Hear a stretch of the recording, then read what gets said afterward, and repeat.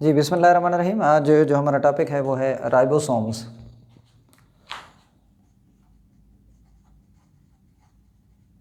जी ribosome क्या हैं? ये टाइनी ग्रैनुलर स्ट्रक्चर हैं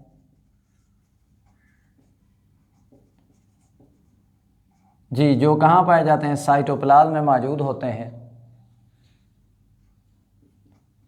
जी, इन साइटोप्लाज्म। प्लेडी-साइंटिस्ट ने 1955 में इनको सबसे पहले जो है स्टडी किया था। अब जो यूकैरियोटिक राइबोसोम है, यूकैरियोटिक राइबोसोम, उसके अगर केमिकल कंपोजिशन के हवाले से बात करें तो यहाँ इक्वल अमाउंट होती है जी। एक उसमें आरएनए होता है which is called ribosomal RNA, और दूसरा उसमें प्रोटीन पाई जाती है। तो यूकैरियोटिक राइबोसोम जी contain equal amount of RNA and protein. जो आरएनए राइबोसोम में मौजूद है, this type of RNA is called ribosomal RNA, यानी राइबोसोमल राइबोन्यूक्लिक एसिड। क्योंकि इसके अंदर राइबोन्यूक्लिक एसिड मौजूद होता है, यानी राइबोसोमल आरएनए मौजूद होता है। तो राइबोसोम जो है so they are called the ribo nucleoprotein particle. तो इसलिए इन्हें हम राइबोन्यूक्लिक एसिड की मौजूदगी की वजह से राइबोन्यूक्लियोप्रोटीन पार्टिकल्स नाम देते हैं। यानी ऐसे पार्टिकल हैं जिनमें प्रोटीन और राइबोन्यूक्लिक एसिड दोनों मौजूद हैं। अब राइबोसोम जो है वो सेल के अंदर एग्जिस्ट करते हैं इन टू फार्म। ये एग्जिस्ट करते हैं जी टू फार्म में। एक फ्रीली डिस्पर्स्ड फार्म है, आज़ादाना तौर पर ये मौजूद होते हैं। एक अटैच्ड फार्म है। जो फ्रीली डिस्पर्स्ड हैं ये जी साइटोप्लाज्म के अंदर आज़ादाना तौर पर मौजूद होते हैं, और दूसरे जो राइबोसोम हैं वो एंडोप्लाज्म रेटिकुलम के साथ अटैच होते हैं, और उस एंडोप्लाज्म रेटिकुलम को फिर रफ एंडोप्लाज्म रेटिकुलम नाम दें। तो रफ एंडोप्लाज्म रेटिकुलम के साथ जो अटैच होते हैं वो अटैच फार्म में है, और कुछ साइटोप्लाज्म में ये फ्री फार्म में है। चाहे राइबोसोम अटैच हों चाहे राइबोसोम फ्री हों, इनकी आमतौर पे जो स्ट्रक्चर है या केमिकल कंपोजिशन है वो सेम रहती है, इसमें कोई चेंज नहीं आती। अब जो यूकैरियोटिक राइबोसोम है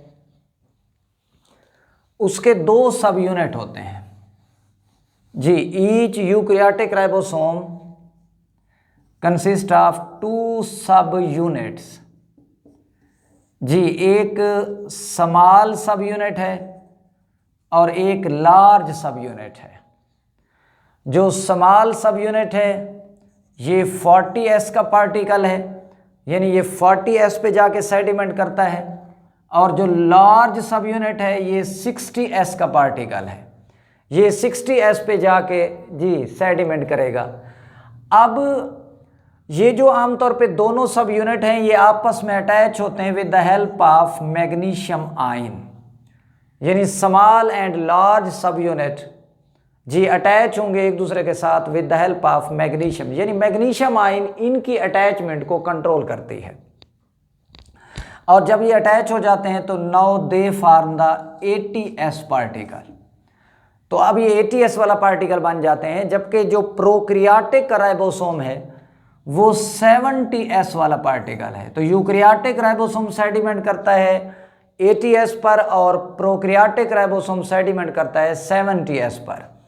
अब यूकैरियोटिक राइबोसोम में जो दो सब यूनिट हैं उनमें जो स्मॉलर सब यूनिट है उसमें आरएनए का एक मॉलिक्यूल होता है, और जो लार्जर सब यूनिट है उसमें आरएनए के जी दो मॉलिक्यूल मौजूद होते हैं। तो एक राइबोसोम में आरएनए के जी कितने मॉलिक्यूल होंगे जनाब? 3 मॉलिक्यूल मौजूद होते हैं। अब इन राइबोसोम का काम क्या होता है? देखें, प्रोटीन बनाना। तो ये दोनों सब यूनिट पहले अलग होते हैं एक दूसरे से, फिर जो लार्जर सब यूनिट है ये अटैच हो जाएगा विद द मैसेंजर आरएनए। हाँ, by the help of smaller सब यूनिट। तो ये लार्जर सब यूनिट स्मॉलर सब यूनिट की मदद से मैसेंजर आरएनए के साथ अटैच हो जाता है। ये 5 एंड 2 3 होगी। तो जब राइबोसोम अटैच हो जाता है तो यहाँ जो जेनेटिक कोड होता है, ये सीक्वेंस ऑफ बेसिस की शक्ल मौजूद है, उनकी रीडिंग की जाती है।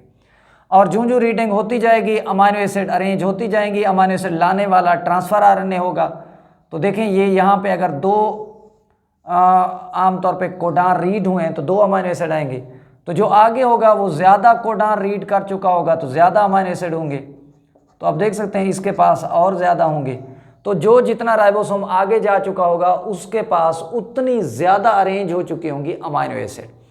तो इस तरीके से राइबोसोम जो है वो मैसेंजर आरएनए के साथ अटैच होते हैं और ट्रांसफ़र आरएनए आके उनको अमाइनो एसिड देते जाते हैं जो साइटोप्लाज्म से लाते हैं। तो अमाइनो एसिड अरेंज होती जाती हैं जैसे मैसेंजर आरएनए में इंस्ट्रक्शन होती हैं।